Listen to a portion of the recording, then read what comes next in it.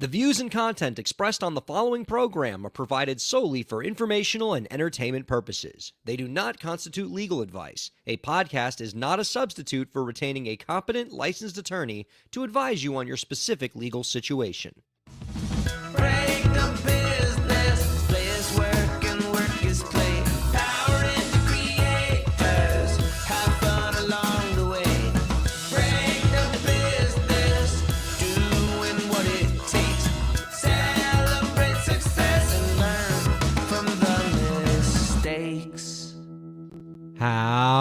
How's it going, everybody? Welcome to the show. It is time for Break the Business, where we empower indie creators and have some fun along the way. I'm Ryan Kairalla, and it is a pleasure to have you here this week. We got ourselves a wild one this week, viewers and listeners. This could be just so much madness, and I am here for it. I'm excited for it. Let me clue you in about what we got going on this week, because this is going to be pretty interesting. First of all, our guest coming up in the second segment, I'm very excited that we're going to be joined by indie folk duo Ibe and Vinny. I'm going to tell you why I'm excited about this group. First of all, the music is great, and their story is awesome, and I'm personally excited for them because it turned out I've been a fan of this duo long before I even kind of knew they were coming on this show. We get pitches from PR companies who say, would you like to have this artist on your show? And I got a pitch saying, we got this indie folk duo, Ibe and Vinny. They're really great. Would you like to have them on the show? And I heard their story. I said, that sounds like a good fit. Let's book it. And I was thinking the whole time, this name sounds so familiar, but I can't remember where I know them from. Let me follow them on TikTok. So I open up my TikTok, and it turns out I've been following them for quite a while, because every time one of their videos comes on, it's another really chill song that they've put out. And then I'm always adding that song to my Apple Music. And I dig their music before I even knew they were going to be on the show, before I kind of even put two and two together that that's the guest we're going to have this week. All of this is meant to say I'm pretty excited to get to meet these two and have a conversation with them. Great story, great music, great advice that I'm sure they're going to give. So don't go anywhere. That's coming up in the second segment. But the reason why the show is going to be wild this week is we're doing this with some different people than our usual cast. So due to travel contingencies, our usual co-host that we have this week is not co-hosting because he's on a plane. And our normal producer Lauren is not here this week because she's on a plane. Just everybody is traveling. But on the producer side, we are capably being produced by another Kairalla. So we've switched out the sister Kairalla of me to a niece Kairalla of me. And producer Abby is here with us. Abby, do you just want to pop in, say hi for a sec? Giving you no prompting, of course. No warning. Hi, Abby. How are you? How are you feeling? Do you feel prepped for this? I know this was like so wild to kind of throw you into this role. I think producer Lauren has coached you up. I mean, what are your thoughts? How are you feeling? I'm very excited. I've been a longtime fan of the podcast from when I was very, very little, and I have been very well prepped. I have notes for today, and we are going to have an excellent show. Oh, I love that. I love the confidence. As well, you should be confident. You are bright. You certainly know your way around technology, so the production side should be easy for you. Plus, you are the daughter of an acclaimed journalist and journalism professor. This is in your blood. Like producing programs like this, like you were born knowing how to do this stuff. So, but you're also not producer Lauren, who we're used to having around here, who is presently on an airplane. And I believe during the pre-show, she was actually in the stream, but on a plane. Is she still on a plane? Like, is she here right now? I don't know if she can pop in or not. She's been going in and out. I don't know how we were able to see there is producer Lauren on an airplane. Her somehow is connected in the internet from 30,000 feet in the air in what I am sure is an FAA violation, or at least multiple FAA violations.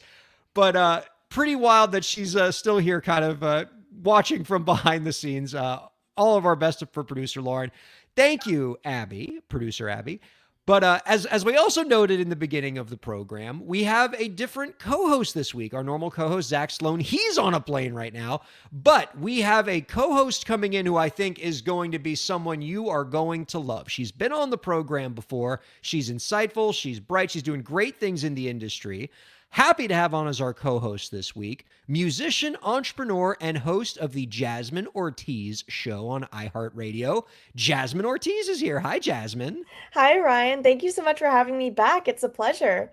Thank you so much for pinch hitting for us. I'm excited for this. I mean, you bring such a great combination of doing things on the creative side, great music, songwriter, producer, but you're also a founder of a music tech startup, so you can speak to us from the entrepreneurial side of things.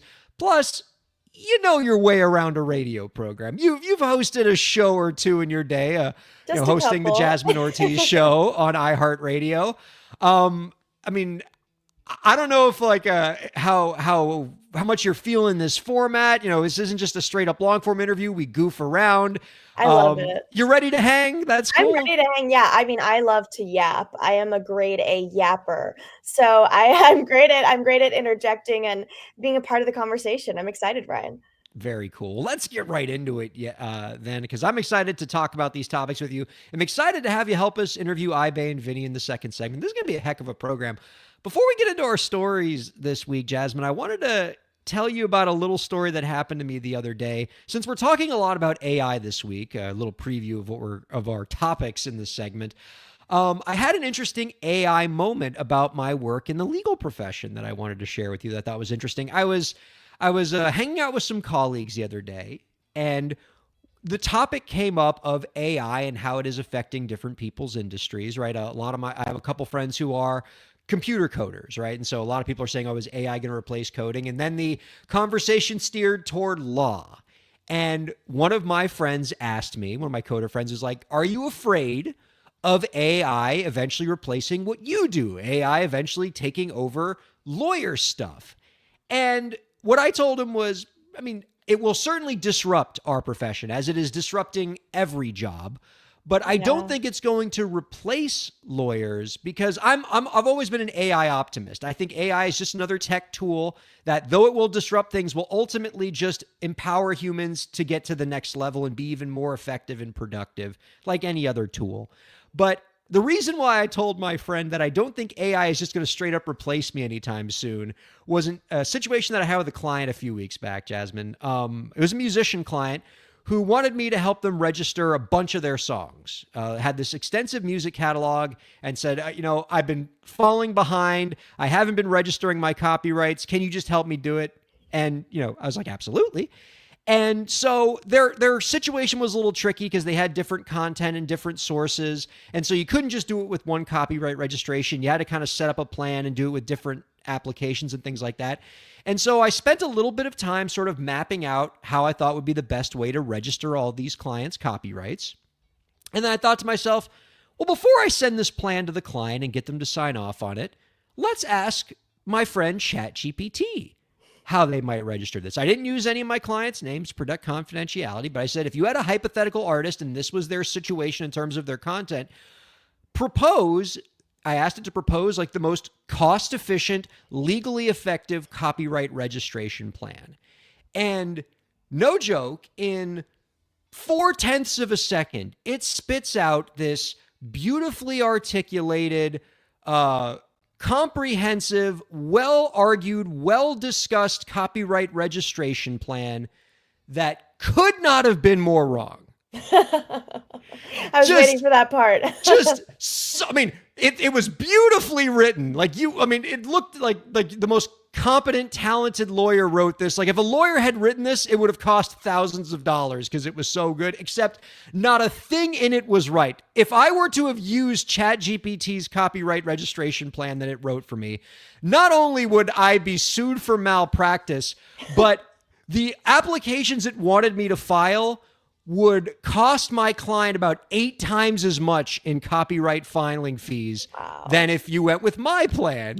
And so I guess the moral of the story is, ChatGPT could help with some things. And eventually I was able to get ChatGPT to kind of see the light. Like I talked it through it and told it why it was wrong. And then eventually it agreed with me on my plan. And so I felt better about proposing my plan to the client. And so ChatGPT did help me a little bit, but it certainly ain't going to replace lawyers anytime soon. So I feel a little bit better about that. I also think there's something to be said about the human touch in law, whether it's entertainment law or litigation, especially in litigation. I mean, you don't want a robot arguing on your defense, but even with M&A and entertainment law, you want to have that personal relationship with the client. I think that's really where the best business deals happen, when you have a face-to-face connection. And in the digital world, Zoom meetings and digital interaction have sort of started to replace that. But I still think that almost universally, everyone feels that they have a stronger connection meeting face-to-face. That was so well put. I'm going to start like having you speak on my behalf when clients are like, oh, why can't I just have ChatGPT write this contract for me? And then I'll just play that clip of what you just said right now. The human touch. Because when people look at me, they think, oh, warm and fuzzy. This, like, that's why we hire Ryan, because he's so darn charming. I feel like, God, this is gonna absolutely date me, because you're young, cool Gen Zer, and I'm old guy. Do you remember the movie Office Space? Yeah, I think no. I think I've seen it, but I was really little. Okay, so there's like a scene in that movie where these like two efficiency experts get brought into a company to basically just fire people, to kind of cut the fat out of the company. And like, there's this guy who's trying to justify his job when it's pretty clear that like his job could be done like, you don't need him for that work. They could just cut him out of the process. And he's like trying to say like, no, I have to be in this role because it's my job to talk to the engineers because they need that human touch. But like, he's this like old grizzled angry guy, and he just goes, I have people skills. I'm good with people. And so like, that's what I think when people are like, oh yeah, Ryan offers the human touch. So charming, that guy. Of course you don't want to replace him with a machine. I also think something that a lot of people don't realize right away is that ChatGPT just basically collates information from search engines, from even Reddit, from forums, from databases, and then regurgitates what it thinks in the proper context based on analytical features that it has, but it does not fact check or verify anything. And there's been many instances where people have posted funny videos of asking ChatGPT a question about something sort of nuanced and then being able to prove that they got the wrong answer, just like you were saying. So it's not a replacement for actual research or a dictionary or even a professor or a lawyer, because they don't have the proper context to be educated on every subject in the world. What they do have is an ability to comb through sources. So how I like to use ChatGPT in different applications is, okay, get me a database that does X, Y, and Z. Then I can take a look at the database. I can fact check against what I need to learn. And then that's the best way to use it as a tool to basically find your sources for you, but you still have to check the sources. And add that human touch. Add the human touch. As you so eloquently put it. Well, I think that maybe there might come a day where law as we know it and the practice of law as we know it could be largely replaced by artificial intelligence. But I think if there's one group, one profession that I don't want to see get replaced anytime soon, it would be artists and music professionals and singers. And unfortunately, I think our friends at Spotify have a different point of view on that. Story that has been coming around quite a bit lately is about this new band that has been the latest big hit maker on Spotify recently, called the Velvet Sundown. They are an indie rock band that has sort of taken the platform by storm, seemingly out of nowhere. They have 474,000 monthly listeners, and their biggest hit song, Dust on the Wind, has been streamed over 3.8 million times, according to various sources. The only problem is the Velvet Sundown doesn't actually seem to exist, and their songs are likely AI generated. And so this band has sort of taken over all the different platforms. A lot of them, every platform, Apple Music, Deezer, Spotify, are playing the Velvet Sundown's music. I listened to their song Dust on the Wind. Generally, we have a policy on this show, Jasmine, that we don't rip other artists and we don't rip their music, even if we don't like it, because our view is that like the act of creating something is such an act of courage that like we should praise that even if the work itself is not our cup of tea. But I'm willing to suspend that rule when something is AI generated. I don't mind making fun of a robot. This song sucks. Dust on the Wind by the Velvet Sundown is absolute AI slop. It is horrible. I don't know why 3.8 million people or 474,000 people have started like listening to this band. And it just makes me so upset that like this is, that these streaming platforms are embracing this music and not getting it off the platform and not at least disclosing to people, hey, this isn't a real band. Yeah, it is absolutely mind-blowing. And I just want to point back to a situation that came to light in September 2024. This was when I think this man just gamed the system, right? He's an individual who did this. This man was charged with a $10 million streaming music scam after being found to have uploaded tens of thousands of AI generated songs and then recouped over $10 million in streaming revenue. How is this not the exact same thing that's happening right now? Just because maybe this band has a tighter image, this band has connections to Rolling Stone. Personally, not to sound like I'm wearing a tinfoil hat, but the fact that Spotify is embracing this, not suing them, not taking legal action, I mean, that man went to jail. Where is the person who made this? Because there's no computer that is able to just come up with this concept and then upload and distribute it to the streaming platforms, at least not that I'm aware of. A human had to put some sort of input into Suno to create the music, had to put some sort of input to create the image of the band, and then not only create the image, they must be sort of advanced in AI technology because those images of the people in the band are also curated throughout their social media pages. So this is entirely falsified. You can tell based on the hands in the images that were presented of the band members that they're not real people.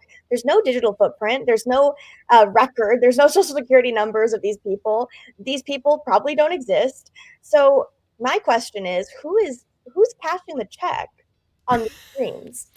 I want to follow the money. That's what I want to know, Ryan. I love a good follow the money. And I think it's right to be a little distrustful of Spotify here. I mean, Spotify does have a bit of a history of gaming its platform to keep money out of creators' pockets. There was that scandal some months ago where they were creating their own generated works, like Spotify generated works, or creating Spotify ambient music that effectively siphoned royalties away from actual living, breathing artists on the platform. And so there could be some of that going on here, because I think it is kind of curious why Spotify is not trying to shut this down.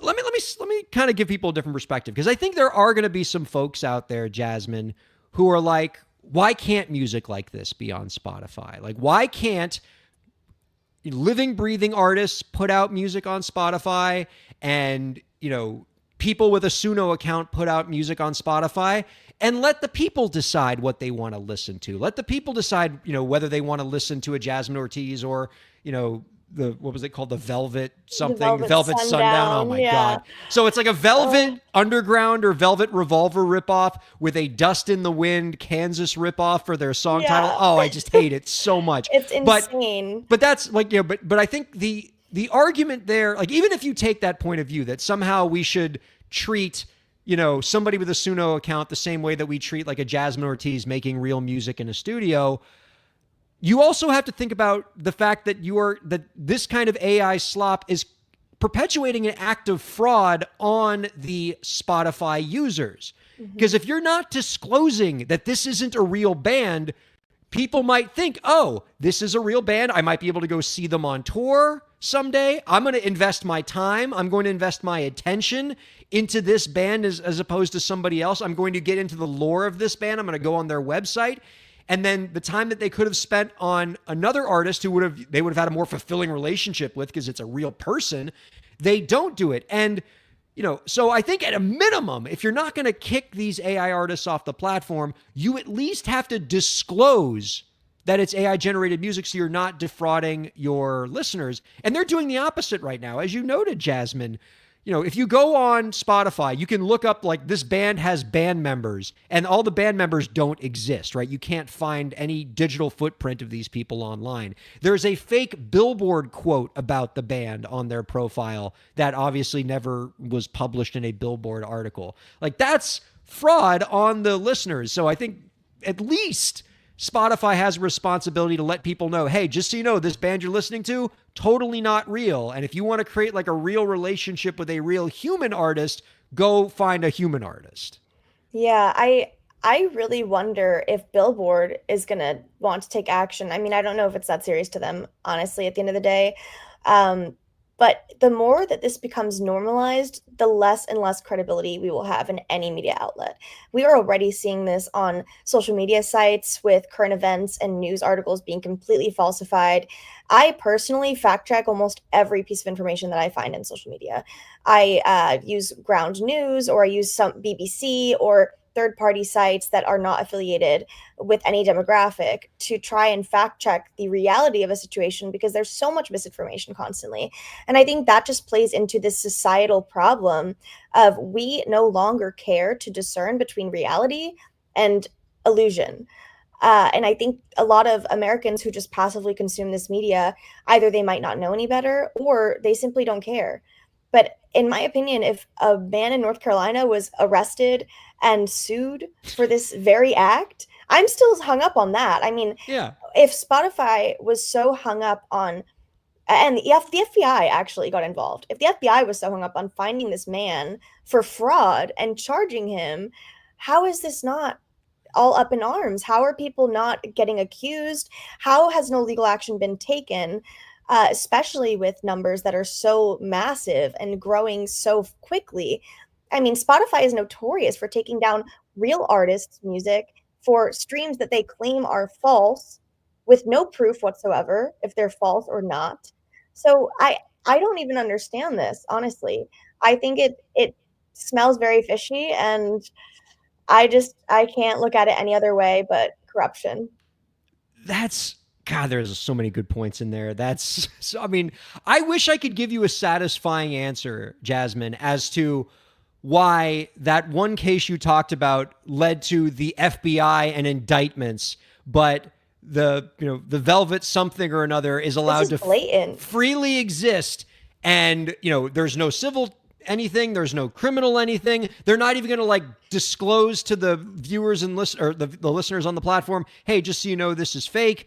That's just, it's very, very frustrating to me. And you're right, Spotify loves to give mixed messages here, because there are so many times where I've had artists tell me, I put a song on Spotify, it happened to pop off, I got really lucky, I got on the right playlists, and the song got a lot of engagement, and then Spotify took my song down because they said, oh, you can't get that many streams that quickly unless you're using bots. So they'll falsely accuse people of using bots, but when a real bot shows up, they just let it right through the door. And another thing to your point of, is it right or wrong to have this type of artist on the platform? To me, I think this sort of work from Suno belongs on a site like YouTube or SoundCloud, where you do not have to pay to upload and distribute this music. The fact that gatekeeping in the industry has almost dissolved completely leads to an entirely lower caliber of quality that we're going to be seeing in art that's coming out.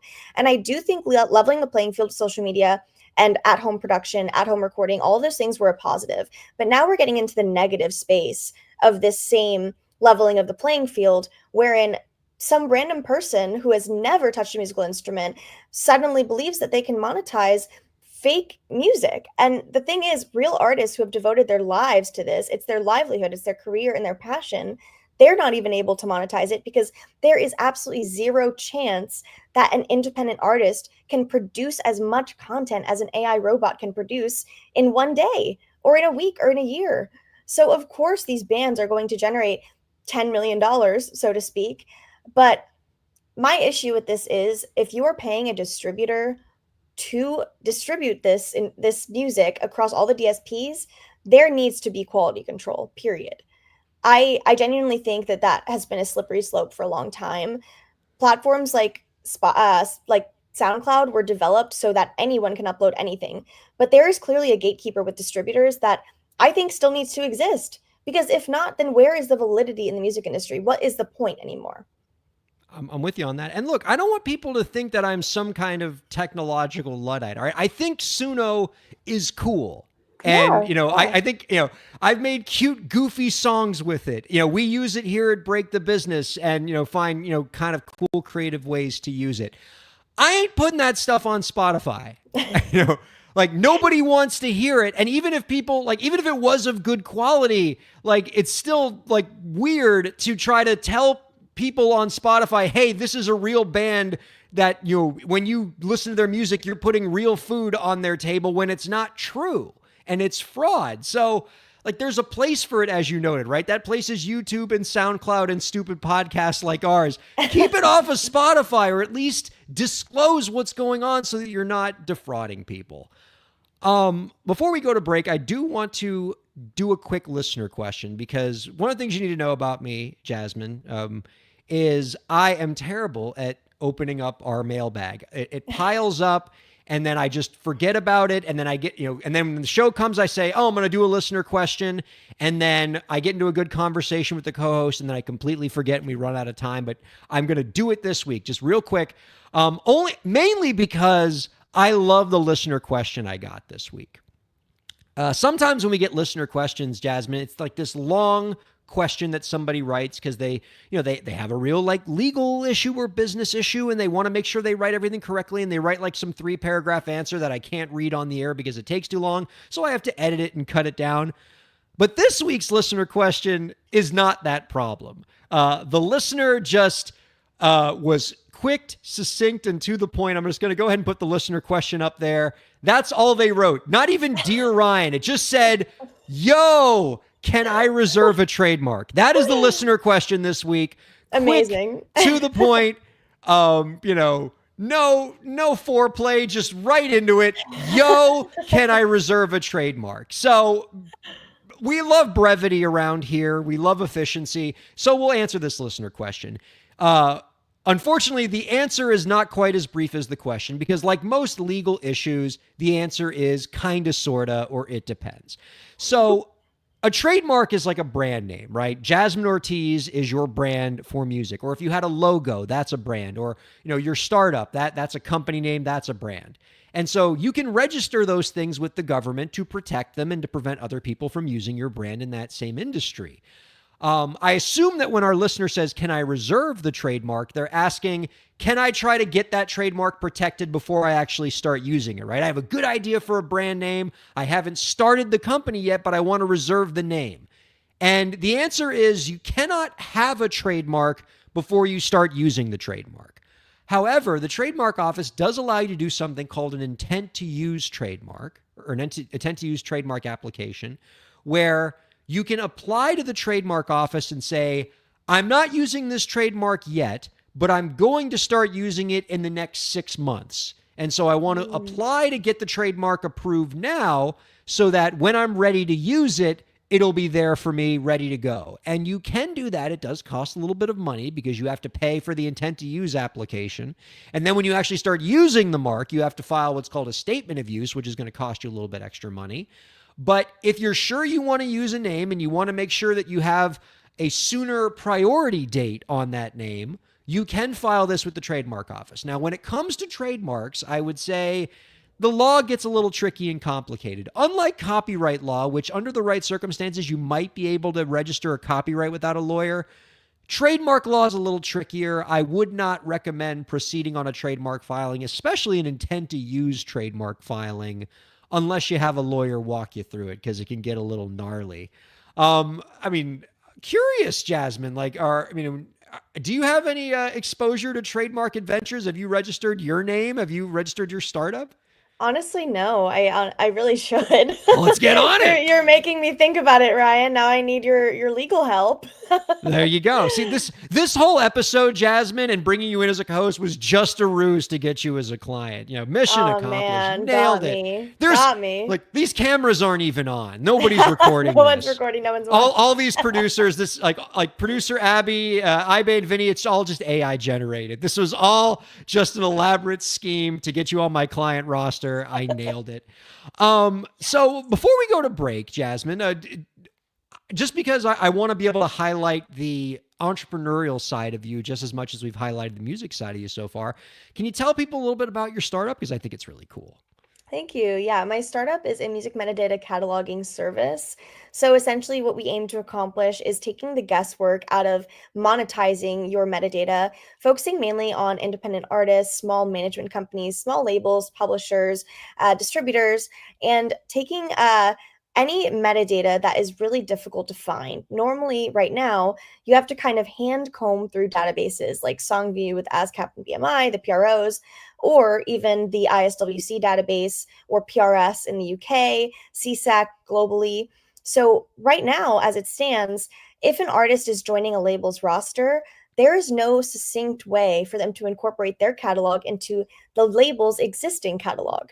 The large labels, the majors, probably have an internal proprietary system to do this. However, every small label and publishing company that I've had the pleasure of working with has not. And most of them don't have the budget or time or space to hire another person for admin full time. That's where we come in. We basically find the needle in the haystack of your missing data. And instead of having guesswork, like a large puzzle with a bunch of pieces missing, we find that one needle that you're missing. And we plug in all the remaining data by automating it and immediately putting it into our platform. Then we can work with you directly for any proprietary information like splits, IPI numbers, collaborators, and the like. And it takes all the guesswork out of the information that really should just be readily available. Now, obviously, when people hear music metadata, they're thinking, wow, that's a sexy topic. I mean, obviously music metadata is the coolest thing about the industry. Forget like guitars. So cool. But I'm telling you, viewers and listeners, this is so unbelievably important. And so far as an industry, we are terrible at having a single place where all of the information about a song can be easily found at your fingertips. Right now, all of that information, as Jasmine noted, is scattered in 100 different places. It's incomplete. And so far, every person that has tried to create the one grand database that has all of this data in it that we can all reference, everybody has failed. So I am thrilled, Jasmine, that you have made it your life's work to want to try to tackle this issue and provide this solution for artists and labels and publishers. That's so cool. Thank you. Thank you for letting me showcase that. Absolutely. All right, let us take a quick break. We're going to be back in 2 minutes with our guests, Ibe and Vinny. Don't go anywhere. Keep checking out Break the Business. Break the Business is presented in cooperation with Ryan A. Kairalla, PA. Ryan A. Kairalla, PA is a law firm providing transactional entertainment legal services, including contracts, business formation, commercial law, copyright, trademark, and more. Ryan A. Kairalla, PA, Miami, Florida. rkpalaw.com.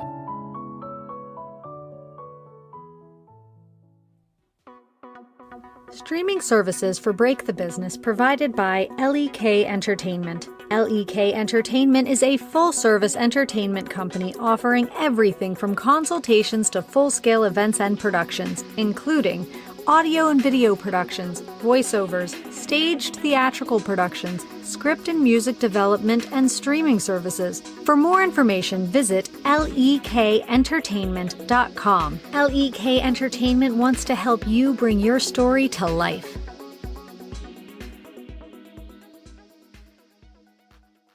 Thanks for supporting Break the Business. If you have a question or topic that you want us to discuss, email us at breakthebusiness@gmail.com.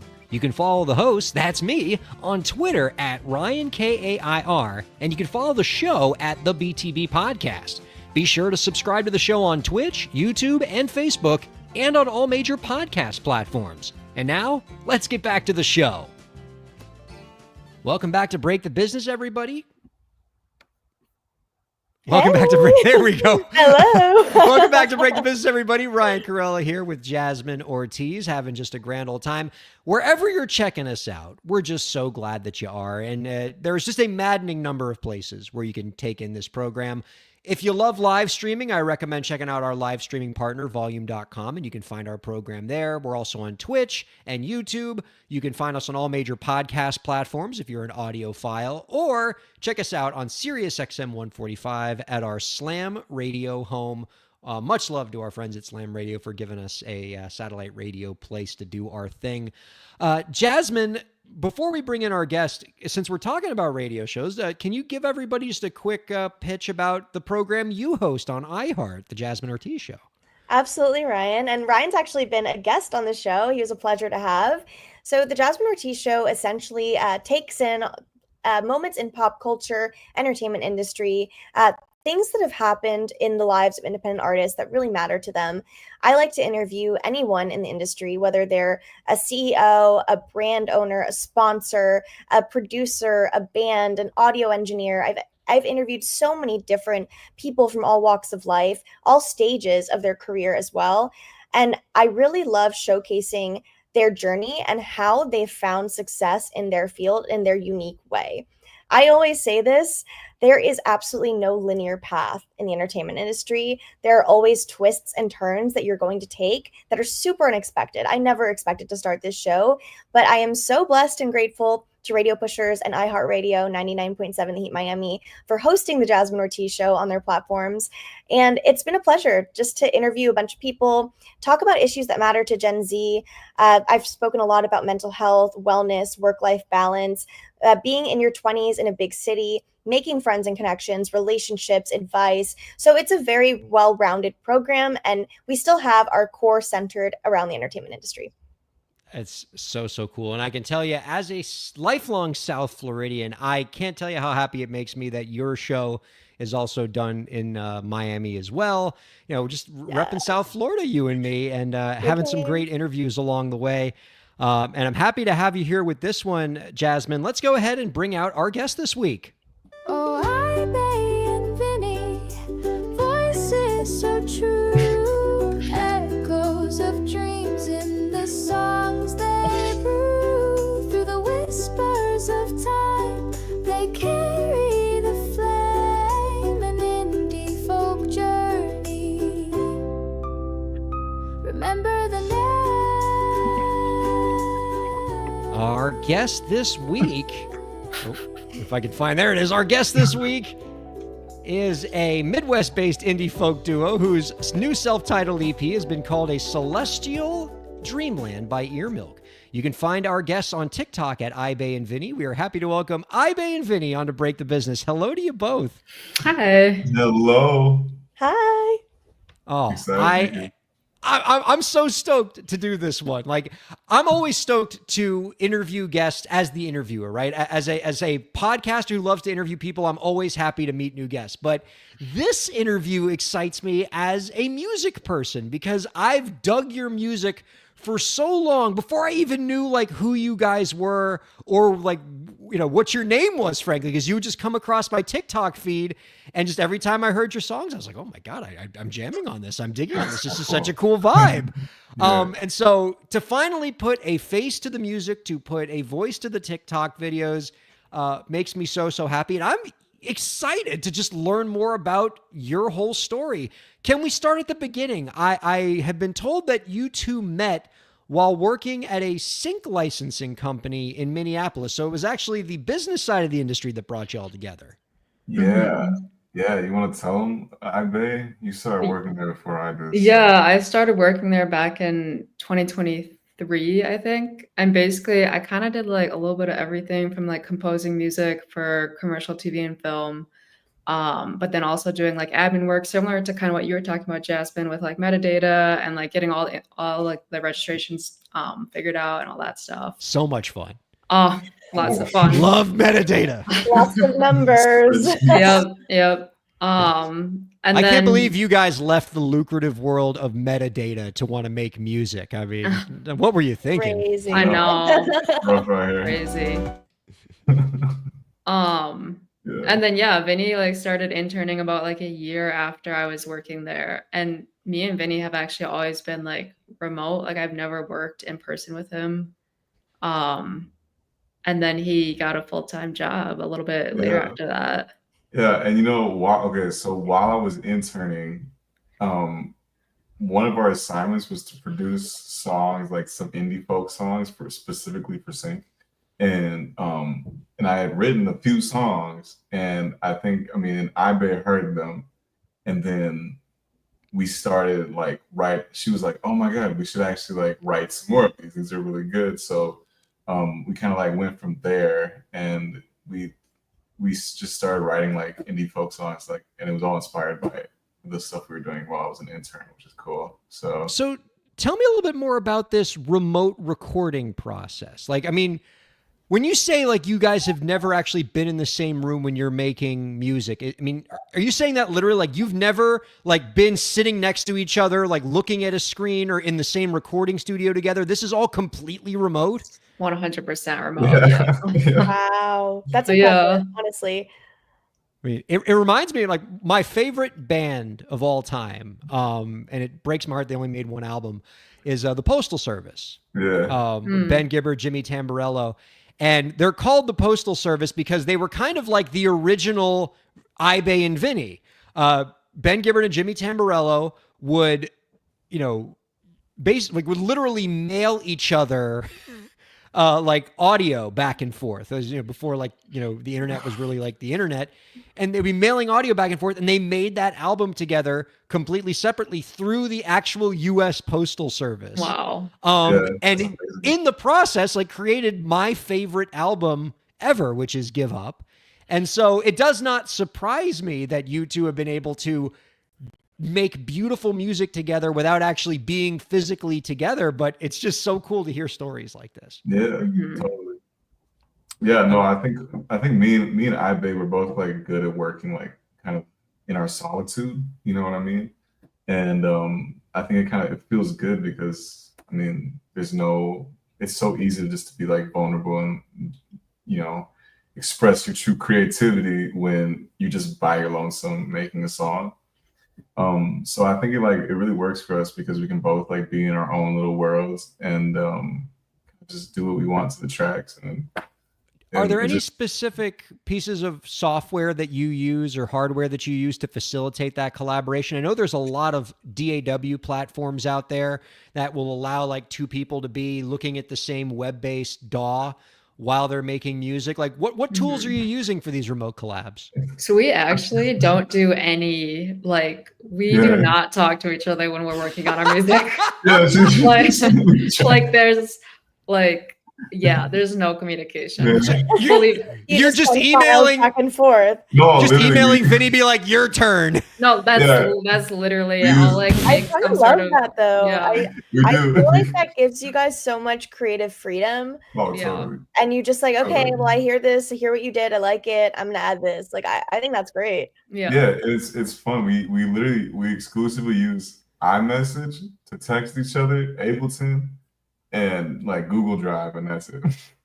Yeah, And that's But it's, like, I've kinda seen cool. I've Sorry. seen TikTok videos of the two of you together though. Yeah. So, well, like, yes, I mean- we visit each other maybe, I think we've only met 4 times in person, and those were Yeah. through like work trips. But during those work trips, we didn't actually make music together. But Yeah, but we during those just- trips, you're like, we need to make a shitload of TikTok we content were like, we need to take some videos to make some it seem like we pictures. hang out all the time. Exactly, No, it was exactly. literally- Yeah. Come No, on. I was in Milwaukee recently for like I have a different band. It's a whole different project. But we were going to Milwaukee just to like play a little local show there. And literally I touched down and then Ibe was like, okay, Vinny, we gotta make some TikTok. I literally just got to Milwaukee and we were just like running around the neighborhood and just like taking a bunch of pictures together. Like, this is it. We got it. It's so funny. Yeah. That's Oh. fantastic. Yeah. So I want to ask you guys, what do you have planned next? What are some of your moves that you're trying to make for the rest of 2025? I actually just texted Vinny saying we got to make an album together, and then Yeah. literally like a day later he sent me a demo. So we're Wow, already quick workers. working I on love it. that, and Yeah. then we're trying to set up our first show together because we haven't been able to play a show because we live in 2 different states. That makes Yeah. sense. So I think that's next on the horizon for us as well. That's exciting. I can't wait to That's see how that goes. Yeah, it'll definitely be a challenge since we've never like actually played music together live. So it'll be like a little bit logistically to figure out, but I mean, it'll be fun, man. I'm excited. Excited like what kind of tones we can make live and what we can recreate for the live sets and stuff. So it'll be sick. I am pretty interested to see how y'all are going to do that. Yeah. But you guys break boundaries in so many different ways. I mean, in terms of your creative process, which is, I've never interviewed somebody who creates content quite like the two of you do, Yeah. but also just the, who you are, a music group where with a female producer and a male vocalist, like that, those two groups tend to be sort of underrepresented in the industry, along with, a queer artist and a brown artist who are, in a genre like folk, where those demographics are kind of underrepresented. How has folk sort of greeted you? I mean, do you feel like you're being adequately welcomed? Are you, are there sort of publications or circles that aren't catching your vibe? I mean, what's that been like? I mean, I feel like online people are very receptive to what we got going on. So, and I think that, you were talking before on the thing about how the gatekeepers in the industry are basically non-existent. It's like we go directly to the people that want to listen to us and basically say, I mean, I can't say it because we're on the radio, but like, something to like the people that like wouldn't let us in the first place. You know what I mean? It's like, this is like what we got going on. And it's like, if people like the tones and they like the message and they like what we got going on, it's like, who cares if somebody says that we couldn't do that? You know what I mean? So, yeah. I do. And and like, the genre, particularly folk, is only made better by like the more diverse voices that get brought into it. And so, having you all as part of the conversation only makes it better. And man, I just vibe out to your music so hard. I mean, I rarely give just like blatant naked recommendations like this about the guests, but people, go listen to Ibe and Vinny. Right? The music is such a cool vibe, and you're really going to love it. And let me tell you how else you two are sort of after my own heart. As part of the interview process for Break the Business, we have the guests fill out a questionnaire where I get to learn a little bit about them and frankly have them do a little bit of my prep work for me, because I'll ask them like, what are some things about you that I can talk about other than your music to kind of make a more well-rounded conversation. And every once in a while, Jasmine, a guest gives an answer to like, what else can we talk about, that just speaks to my soul. And like is basically saying like, Ryan, I am one with you. Like we are all kindred spirits. And the answer they gave of what they want to talk about is one of my favorite things on the earth, Jasmine, which is pickleball. Oh, you were ready with that one. I love pickleball. Love pickleball. And apparently Ibe and Vinny love themselves some pickleball too. So I think we need to do a 2v2. That's what I'm Oh my God, yes. Oh my God. Do you play as well, Jasmine? Yes, I have a pickleball court in my building. I love playing pickleball. Oh, stop it. no. All right. We gotta go, All right. We gotta go to Miami. Let's go to Miami. We're all playing at Jasmine's court. It's going to be a blast. How did you two get into pickleball? Because like, this has always been like it got its start as like the old people's sport, and like most of the people in my neighborhood who play, the average age is dead. But I've noticed as of late, it's starting to get taken over. It's being infiltrated by the millennials and the Gen Zers, and I couldn't be happier about it. How'd you all get started with this game? I mean, okay, I started because I mean, my girlfriend's parents used to like, we used to play pickleball with them, and they used to like destroy me every time. And I was like, how are they doing this? They're like, literally, they have knee issues. So I'm like, and then there's nothing wrong with that. But like, I'm playing pickleball. I'm a competitive person. So I was like, I need to get better at this because I can't let that happen again. And it just kind of started from there, and I kind of haven't stopped. You know what I mean? So it's very addictive, and it's also the worst sport to like get mad at while you're playing. Like if you have like a tantrum playing pickleball, there's no way to look cool doing it because you're holding a racket that's like 3 inches tall and like the ball's made of plastic. So like if you throw the ball hard to the ground in frustration, it just goes like bloop. it's like It just ruins the drama of it. And you're absolutely right about like old people game. Like old people pickleball game, like I don't know how they do it because they never move, but like somehow they can put the ball anywhere on the court and make you run around. Like I never look at like an old person and go, oh, I can totally beat that person. You never know. Like Yeah, that's when true. when you are across the net from like a really old pickleball player, it's either going to be somebody you will absolutely destroy and they'll break a hip, or they will beat the ever living tar out of you on that court because they're just so unbelievably good at this game, and there is no in between. This Yeah. happened to me with a tennis game, and I'm terrible at tennis. I tried. That's why I love pickleball, actually, because I can't play tennis. My friend and I were at like a public court, and I was playing so bad that I returned the ball, and my racket flew out of my hand. So these two old guys come up to us and offer to teach us a free lesson. Oh Wow. man. I Wow. was like, wow, God. wow. Pack it Wow. up. Time to go. I love it. And yes, like I started out like playing tennis when I was a kid, but I got into pickleball because I realized that pickleball is equals tennis minus running. And you Yeah. know, that's Sometimes. like, It's like yeah. ping pong. And I love that Ping about pong. it. Yeah.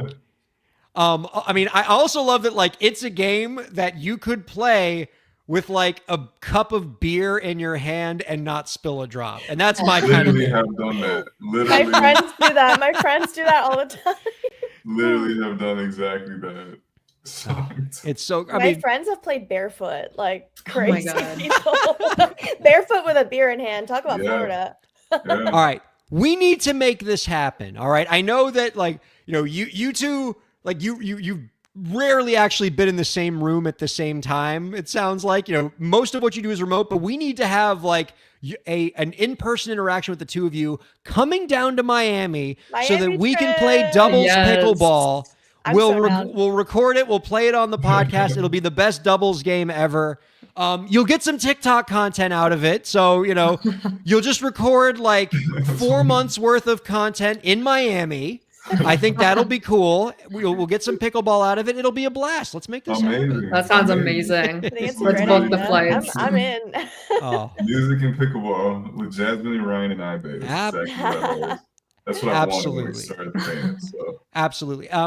You guys had touched on this earlier, but I'm, you know, I don't know if we got to fully flesh this out, but are you looking into playing more live shows? Like, I mean, when you play live, is it, you know, would you ever do it together, or is it just going to be I or Vinny up there? Like, how would that work? Because I want to see this live. I think we would try to do it together. I think Yeah. like just doing it one would be kind of sad, or I don't know. Just and Vinny. Yeah, just and Vinny. Yeah, Um, hopefully, I mean, you know, we both like play like multiple different instruments, and so like we're gonna figure something out. You know, I think we're kind of chatting about putting together like a few other instrumentalists with us and just doing like a full like live instrument rendition of some of the songs and stuff. And yeah, also I bake and maybe like do a backflip or something like on stage, right? Like Benson Boone. Yeah, we can do a Benson Boone. But yeah, you know, we're kind of like we're talking about the logistics of that. We're trying to do more like live shows. I think just to like, you know, like first of all, connect with our audience in a way that isn't just still images on TikTok, because that's all we can make together. And like just kind of like have some like legitimate income so that we can like do this, and you know. I want that for you. Yeah. And it's going to be interesting to see how you all navigate that, right? Because much like, you know, you have the same challenge that like the Postal Service did when they, you know, started to try to play live music, where they were just like, you know, we spent all this time making this record that sounds like it has like a bunch of different instruments on it, but it's just the two of us, you know, making stuff electronically. How do we translate that to a live show? And not have it just be two people on stage, right? You have to hire extra musicians, and you have to bring in background vocalists, and you have to set up a whole show around it. It'll be interesting to see how you two navigate that. And I'm not saying like, oh, I don't think you'll do it. I think you will do it, and I think it's going to be cool. It's just going to be cool to see how it happens. And you know, you two are no stranger to like navigating challenges. I mean, your creative process in general is just one big challenge to navigate. But as you have started this career and have, you know, put out your EP and everything, I know you haven't had a lot of time to have too much adversity, but what would you say is sort of the biggest challenge that you've had to overcome, either, you know, personally or creatively, as you've gotten your career off the ground? That's a good question. That is a good question. I mean, like, I'd how say does your for me, family feel about all this? Like, you got like cool, supportive family, or is this like the, no son or daughter of mine kind of family? well, I mean, like we both kind of like gotten to a point like where it's like we both done something musical or in the music industry, like, and have been paid for it. So it's like we've been here for a while. I think like leaving the comfort of our own like self-created nests is kind of like a difficult thing though, like going from like working at Black Label and now like we're building this project and like there could be a point where this like takes that over and all of a sudden we're going from like, you know, a consistent paycheck to like dealing with the ups and downs of the musical market as we're trying to like be artists in it. That's like, definitely a challenge. So that is a huge challenge. That's no joke. I mean, I work with a lot of clients in my entertainment law practice who are musicians who do something else, whether it's something else in the industry, maybe, working for some kind of music related company, or they do something completely different, right? A lot of my entertainment law clients are engineers or they're doctors or they're lawyers, or, they do something else alongside their creative passion. And they often encounter scenarios where the creative stuff takes off a little bit more than they would have thought. And now they have some tough decisions to make because there's only 24 hours in a day. Yeah. And, they need to start fueling this career a little bit more, this artistic pursuit. But like they also need the steady income of this, day job that they have, and trying to figure out like how to balance those two things and when it's time to sort of scale back the day job to fuel the creative passion is a really tricky one. I mean, let me ask you, Jasmine, because like this is something you encounter. You're a recording artist, but you're also an entrepreneur.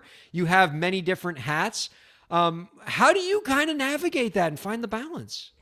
Honestly, it's a challenge every day. I'm not gonna lie. I really have to block out time in my schedule. One of my close friends gave me this advice, and I definitely have found it useful. Allocating different days of the week to certain tasks or certain hats, so to speak, that I wear. And then, for example, if Monday is my music recording day or Tuesday is my podcasting day, et cetera, et cetera. I also teach private music lessons.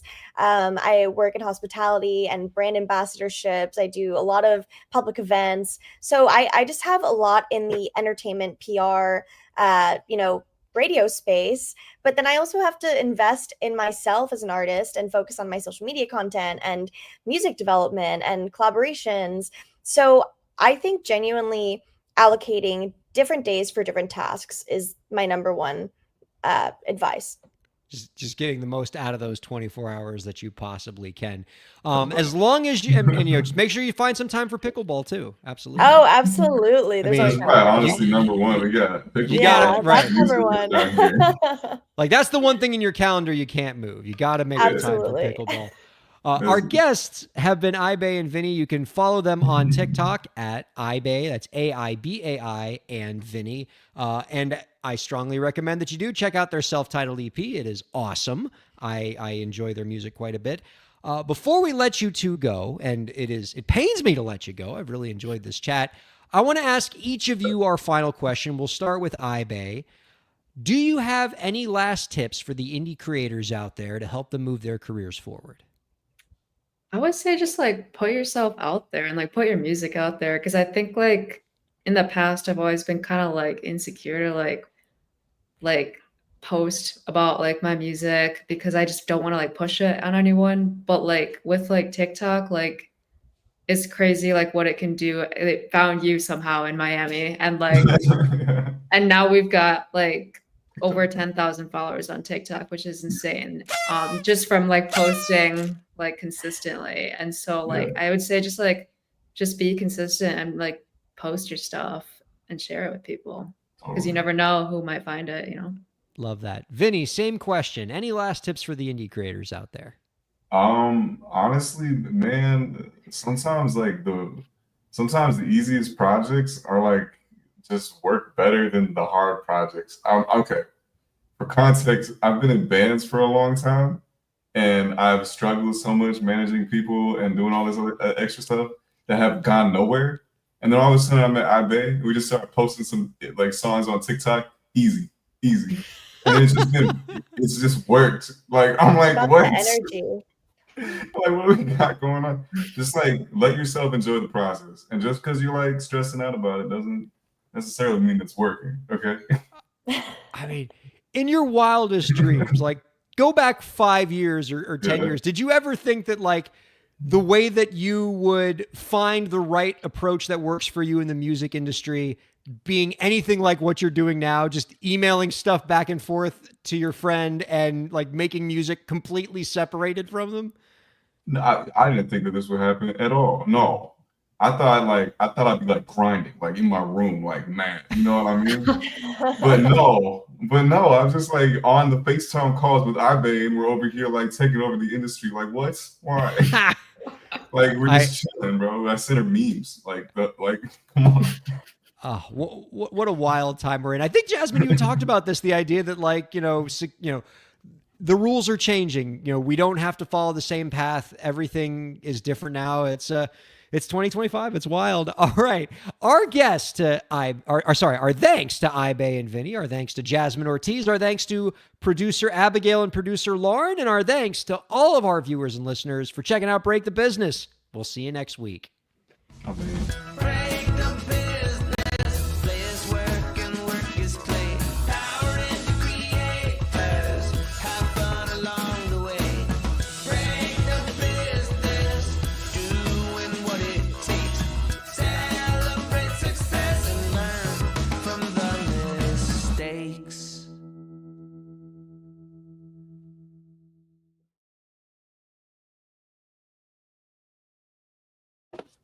hey.